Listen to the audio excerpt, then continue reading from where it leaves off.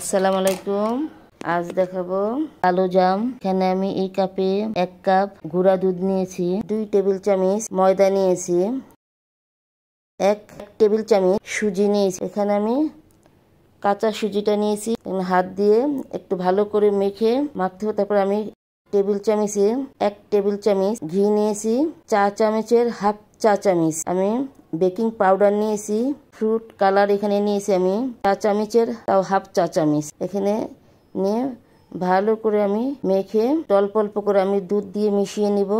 ভালো করে মিশাতে হবে, একটু মথে নিতে হবে ভালো করে।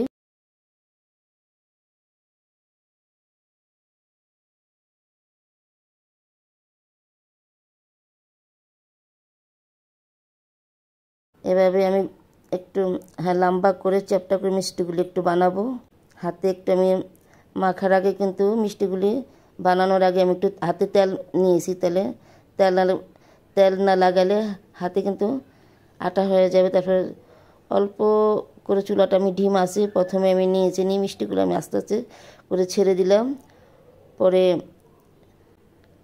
দেখেন কি সুন্দর লাল হয়ে আসছে। পরে আমি সামান্য একটু চুলাটা আমি বাড়িয়েছি। আস্তে আস্তে করে আমি মিষ্টিগুলো আমি ভেজে নেব। হালকা একটু লাল হলে পরে আমি মিষ্টিগুলো নামিয়ে রেখে দেবো। এর মধ্যে আমি একটা হাঁড়ি বসাবো। আমি এই কাপে 1 কাপ চিনি দিয়েছি, 2.5 কাপ এই কাপে আমি পানি দিয়েছি।